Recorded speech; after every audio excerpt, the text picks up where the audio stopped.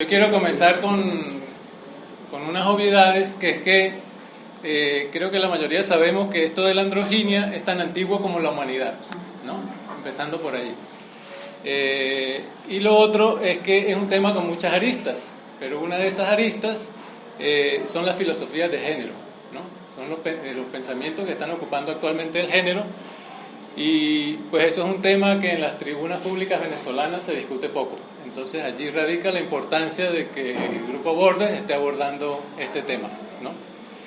Yo les traigo una ponencia que he titulado El andrógino ciberpop, como ven allí, y el subtítulo es Constructo seductor extraño, cercano distante.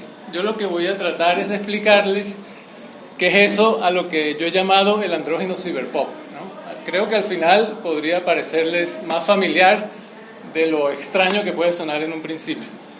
Entonces vamos con la segunda lámina. Para abordar el concepto del andrógino ciberpop, pues vamos a seccionarlo en partes, y entonces tenemos en principio pues el concepto de andrógino, que yo lo voy a asumir de manera abarcante, ¿no? Porque se puede asumir de manera muy específica y puedes empezar a diferenciarlo del hermafrodita, porque hay todas unas categorías, pero yo no, yo lo quiero asumir, como les digo, de una manera muy amplia, y esa es la manera en que lo asume este autor que nosotros hemos venido estudiando, que es un autor francés que se llama Jan Libis, ¿no? Y les leo un poco. Él dice, refiriéndose al andrógino, para que vean todo lo que abarca, él dice que sería lo raro, lo híbrido, lo monstruoso, el cyborg, la gemelidad, incluso la gemelidad, algo que para nosotros es más o menos normal, ¿no? Los gemelos, y lo incestuoso. Cada uno de estos términos, de cierta manera, transgrede un orden, se oponen a lo dado, se erigen en fantasmagoría. Cada uno de ellos supone la abolición de una distancia y anula en cierta medida una dualidad, que es el famoso binario, que tanto expuso el Causa. Cada uno de ellos restituye una intimidad perdida, pero al hacerlo, cada uno sufre a cambio la reprobación del cuerpo social. Por eso el mito, cuando de alguna manera se encarna, es desposeído y anatematizado. O sea, es maldito, es condenado, ¿no? Pero es cuando se encarna. Cuando hablamos del mito, a nadie le importa. Se ve como una cosa curiosa a nivel de mito. Pero cuando eso se encarna, cuando el que tenemos al lado es un andrógino, ya eso empieza a molestar, ¿no? La sociedad lo reprueba. Eso es lo que ha hecho la sociedad, por lo menos occidental, ¿no? En otras sociedades también, pero bueno, estamos en la sociedad occidental. Y esa es la concepción abarcante de andrógino de Jan Libis, ¿no? Este autor que les mencioné. El otro concepto que abordo es el concepto de cyborg, porque entra, o sea, el cyborg también sería un andrógino, ¿no? Y aquí voy a citar a una socióloga argentina. Ella dice, refiriéndose al cyborg, nuevos y fluidos límites hechos posibles por el despliegue gradual de tecnologías cibernéticas en biología y medicina, en las escuelas y lugares de trabajo, en la lógica de dominación de corporaciones multinacionales, en los conglomerados militares y las tácticas policiales, básicamente en todas partes.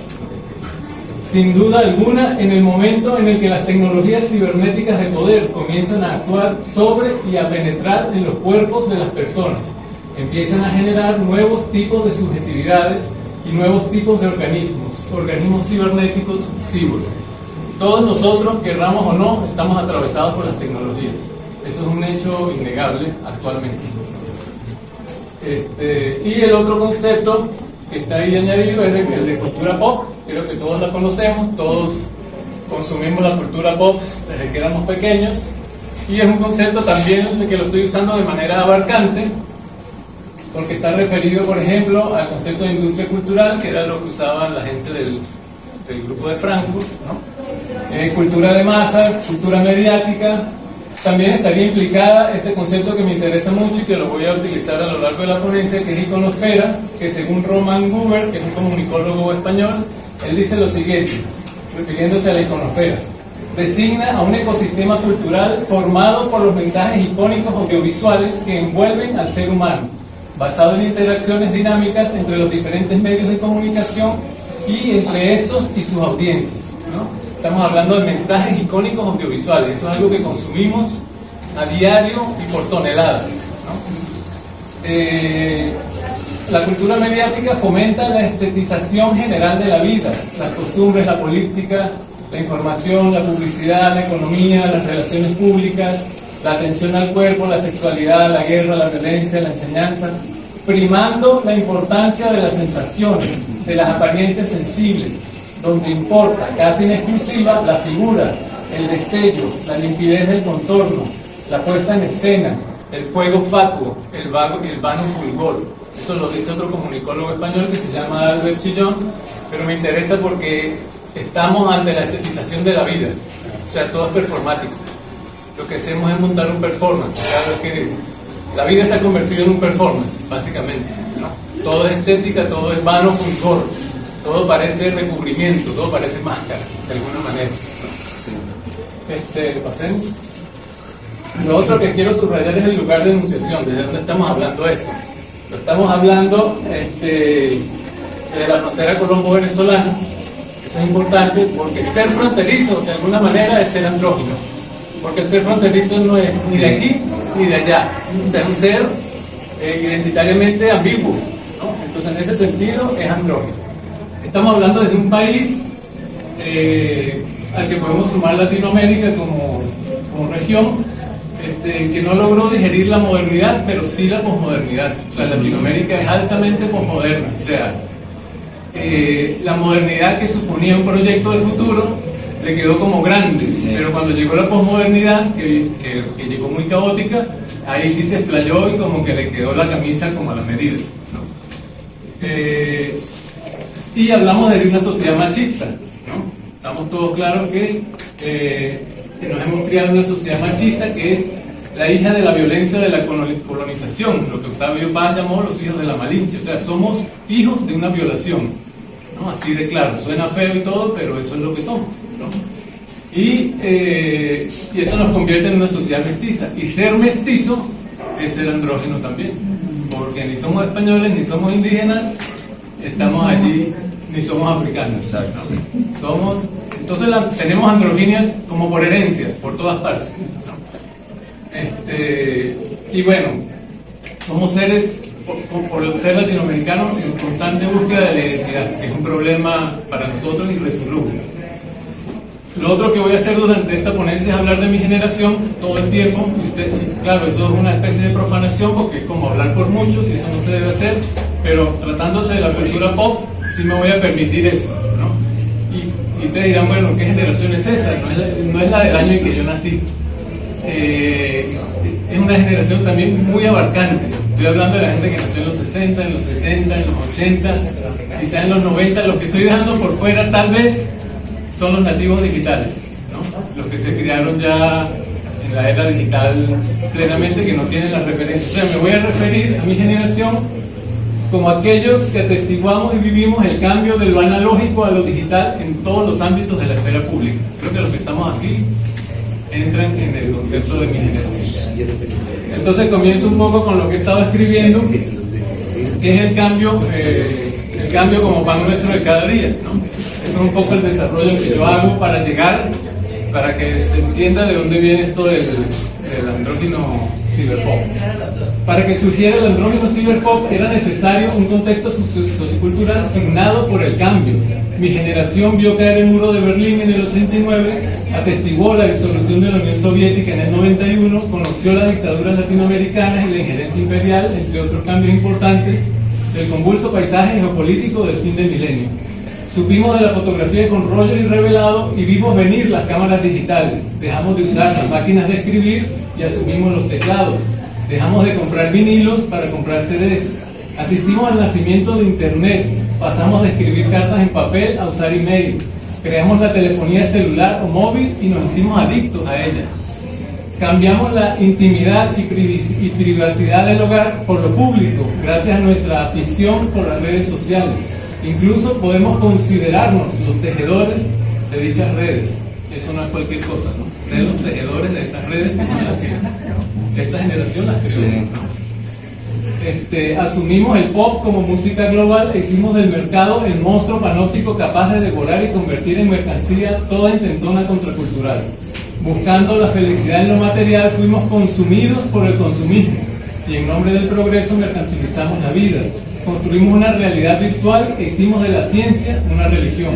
Aceptamos que nuestra corporalidad fuese atravesada por todo esto y cuestionando su naturaleza avanzamos a ciegas hacia el cyborg. Eso ha sido, creo que, la experiencia de muchos de los que estamos aquí, o sea, la experiencia de mi generación. Eso y otras muchas cosas más. Entonces voy a hacer unos análisis de eso que llamamos iconofera. Son cosas que mi generación consumió. Y esto es una comiquita que todos algunos habrán visto o recuerdan, que es Mazinger Z, una comiquita que se proyectó en canales venezolanos en los años 80. Y básicamente estos son los protagonistas. El protagonista es aquel robot macho. Fíjense lo que estoy diciendo, un robot hombre, ¿no? O sea, ya ahí ya empiezan a uno la cosa a sonar un poco rara, ¿no? Porque fíjense que hay un robot hombre y un robot mujer. Y uno dice, bueno, pero eso ¿cómo es posible si un robot es un robot? O sea, un robot no tiene sexo, ¿no? Es una cosa rarísima. Y mi generación se tragó eso crudo. Tan fácil como que Afrodita era mujer, la robot, y Mazinger era el hombre. Sí. Eso fue así. Entonces, lo otro que me interesa subrayar, o sea, ahí vemos una remarcación, un subrayado del binario, del elemento binario, a través del robot. El robot no tendría por qué tener sexo, pero somos como maniáticos a identificar. Lo otro que me interesa es cómo a partir de estos robots que fueron muy populares en los 80, este fue quizá el más icónico, pero después vinieron muchos más, ¿no? Esto comienza a ser una especie de proto-cyborg. ¿Por qué? Porque los personajes, Koji, que era el protagonista, se metía en la cabeza del robot, o sea que lo pilotaba como si fuera una nave. O sea, básicamente el robot era como un carro, era un carro, ¿no? Pero ¿qué pasa con ese carro? Ese carro es antropomorfo. Ese carro tiene apariencia humana. O sea, el que lo va manejando tiene unas manos más grandes, un tamaño más grande, camina y tiene más poder. En ese sentido, el robot termina siendo una prótesis. Y en tanto prótesis comienza a volverse una especie de cyborg, ¿no? Entonces, para que se entienda cómo va apareciendo la figura del cyborg en estas cosas que parecen inocentes, de alguna manera. Hacemos la siguiente lámina. Voy a seguir analizando esta serie porque me parece muy interesante. Estos son los malosos de la serie, ¿no? Los tipos a los que había que exterminar. Tenemos al Duque Gorgón, que es un personaje rarísimo, que es la mezcla entre un centurión romano y un tigre de dientes de sable. O sea, ¿a quién se le ocurre eso? Eso es una imposibilidad total, ¿no? Sin embargo, así nos lo planteamos, así nos lo plantearon y así lo consumimos, ¿no? Ese personaje es un híbrido genético, y los híbridos son andrógenos, ¿no? El otro personaje que está acá es el Conde Decapitado, que fue un soldado que murió, lo resucitaron y lo único que le pudieron resucitar fue la cabeza. Pero entonces el cuerpo es un cuerpo electromecánico, o sea, el cuerpo es un robot, pero la cabeza es orgánica. En toda regla es un cyborg, ese personaje. Estos son los malos. Los raros son los malos. Y todo eso es para llegar a este personaje que me parece más emblemático, que es el Barón Aster, ¿no? Que era el personaje más complejo de la serie, porque era un personaje que estaba dividido, pero tenía una frontera perfectamente clara, la mitad era hombre y la otra mitad mujer. Y era tan complejo el personaje que cuando hablaba, lo doblaba con dos voces. O sea, emitía dos voces al mismo tiempo, la de hombre y la de mujer. Y cuando se ponía de perfil sonaba la voz de mujer, y cuando se ponía de perfil sonaba la voz. Es muy complejo eso. Y toda mi generación odió a muerte al Barón Aster. Había que matarlo, ¿no? Era el malo odioso además, ¿no? A ese había que matarlo como fuera. Sin embargo, fíjense cómo juega un poco la cosa, los guionistas juegan con los públicos. Por allá en los capítulos finales, el Barón Aster, en un ataque suicida, se estrella contra Mazinger y muere. Y toda mi generación sintió lástima y respeto por el Barón Aster. O sea, sentimos respeto y admiración por el maloso. Al tipo que odiábamos, terminamos admirándolo, porque para hacer un ataque suicida, eso supone, primero, mucha valentía, y segundo, mucho compromiso con la causa. O sea, no cualquiera se lanza un ataque suicida. Entonces terminamos de alguna manera admirando al andrógeno, que se den cuenta cómo aquello va calando en una generación, digamos. Y lo extraño es que uno dice, bueno, esta gente sí tenía creatividad, pero es que resulta que eso aparece en la naturaleza, ¿no? Me puse a investigar y di con estos seres. Resulta que existe algo que se llama el ginantromorfismo bilateral, y hay especies animales que tienen una frontera marcada, ¿no? Y resulta que y no es una frontera estética, y por dentro los órganos contienen o sea, este pollo, que es el pollo más famoso, que era el pollo del doctor Schiffer, el tipo se ponía a ver el pollo, pero el pollo tiene una marca, y fíjense que un lado del cuerpo es más ancho que el otro, ¿no? Y el tipo veía que el pollo era muy extraño porque ponía huevos, pero montaba las gallinas. El tipo decía, bueno, pero ¿qué le pasa a este pollo? Y el día que se murió, lo abrieron y por dentro, o sea, perfectamente tenía todos los órganos reproductivos masculinos y la otra mitad, todos los órganos femeninos. Y no solo el pollo, se han dado casos de mariposas y se han dado casos de aves, moluscos. Lo que no se han encontrado casos de mamíferos, eso todavía no se ha encontrado, pero es impresionante saber que eso en la naturaleza existe. Si salimos de los 80, entramos a los 90. Durante los 90 se transmitió otra serie, otra comiquita, eso era todos los días, ¿no? Que nuestra generación se sentó a ver esa comiquita, se llamaba Los Caballeros del Zodíaco.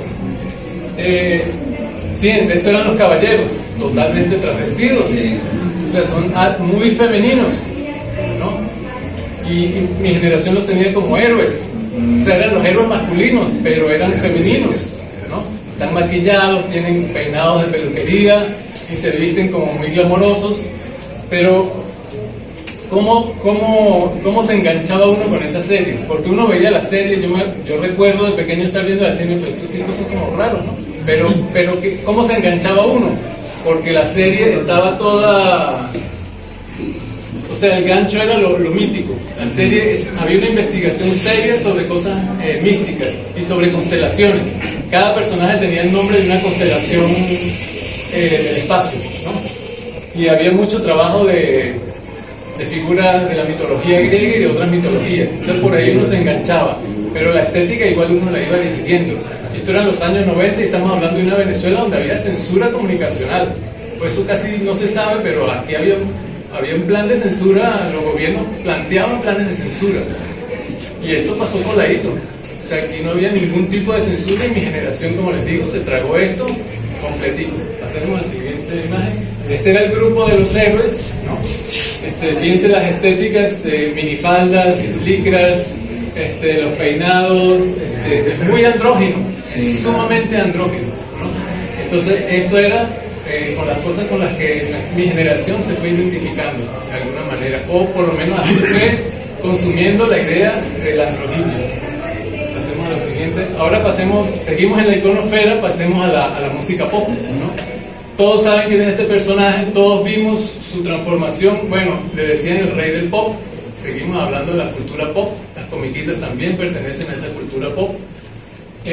Nosotros vimos la transformación que es una transformación que se hace a base de tecnología.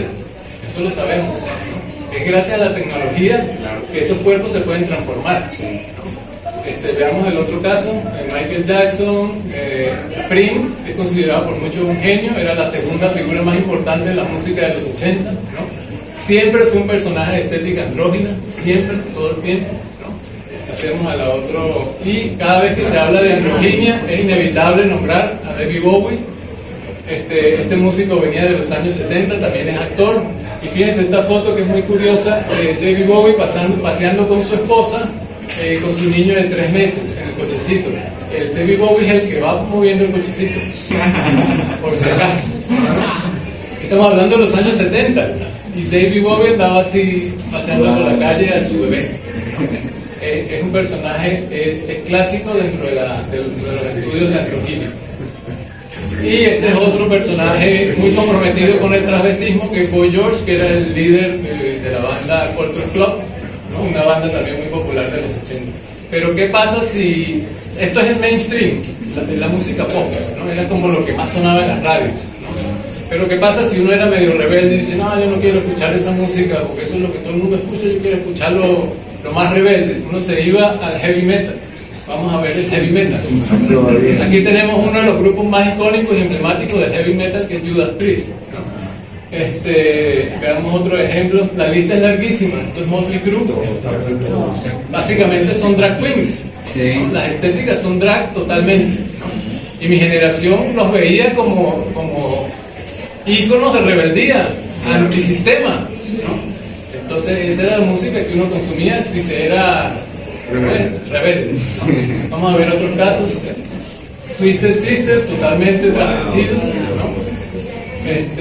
Otro ejemplo. Y esto llegó a Latinoamérica. Aquí tenemos a las bandas de pop rock más representativas de lo que se llamó el rock en español, que son Soda Stereo en Argentina y Los Caifanes en México, con pintas totalmente andróginas, influenciadas por estéticas anglosajonas, ¿no? Obviamente. Pero para que vean cómo la cultura pop, que esa es una de sus características, abraza y arropa las otras culturas, ¿no? Es una cosa de proporciones globales. O sea, fíjense que la mayoría de los ejemplos que estoy dando son foráneos, y sin embargo afectaron a toda mi generación, porque todo eso se transmitió y se consumió aquí en Latinoamérica a diario. Entonces esos son los tentáculos de la cultura pop, que son bastante largos y poderosos. Pasemos. Y si ya eras requete contra antisistema y anarquista, podías escoger el punk, ¿no? Pero las estéticas punk son igualmente andróginas, porque fíjense que ahí de espaldas hay una mujer, al lado hay un hombre, pero son parecidos, o sea, no había una diferencia entre o sea, la cresta que se hacía y los pinchos era lo mismo para la mujer que para el hombre, ¿no? Entonces ahí, en esa indiferenciación hay una androginia. Aquí ya voy un poco cerrando con la idea. Aquí planteo lo siguiente, como para ir concluyendo un poco qué es esto del andrógino ciberpop. El andrógino ciberpop no se parece al andrógino mítico. Este nuevo ser es quien encarna el caos postmoderno. Es irruptivo y transgresor. No se anda con tapujos. El andrógino ciberpop reclama un mundo desprejuiciado. Es todo deseo y quiere divertirse. No le interesa la ardua búsqueda de una espiritualidad o algo como el nirvana, ya que sueña con la inmortalidad y anhela la muerte de la muerte. La socióloga argentina, que ya cité anteriormente, está Ana Mines, ella se pregunta, esto que me parece que todos deberíamos preguntarnos, ¿todos somos cyborgs? Y ella dice, el desarrollo tecnológico de la prótesis, no en tanto suplemento artificial, sino en su enorme similitud a la humanidad o naturalidad, cuestiona la posibilidad de la estricta frontera natural-artificial, imposibilitando trazar límites precisos y nítidos entre el cuerpo y la máquina. El asunto no son las prótesis, sino la estética de las prótesis. O sea, la estética juega un papel determinante en nuestra cultura actual, ¿no? Ante esa pregunta, yo personalmente respondo que sí. No sé ustedes, piénsenlo a ver qué responderían ante eso si todos somos unos hijos. Ya finalizando, cierro con este texto que escribí, que dice lo siguiente: al momento de escribir este ensayo se mencionan 37 etiquetas de género según la red social Tinder, muy a pesar de los sectores conservadores que las niegan como quien niega a un hijo.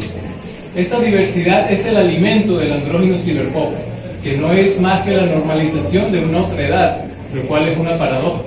Esto hace de la sociedad una selva que no se nutre de rayos solares, sino de gigas o teras de información. El andrógino ciberpop se viste de píxeles y se construye a sí misma o misme para exhibirse públicamente en la trama mediática, donde puede sentirse como pez en el agua.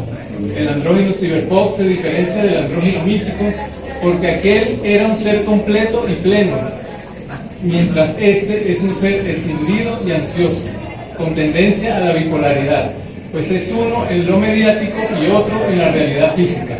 Ambas partes no suelen ser cónsonas. El andrógino ciberpop no sueña con el viejo Edén. Su tránsito es hacia la virtualización. Su plenitud supone el ser informático total, el mundo digital.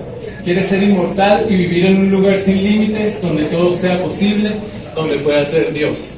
Bueno, este es el planteamiento del andrógino ciberpop. Gracias por su atención.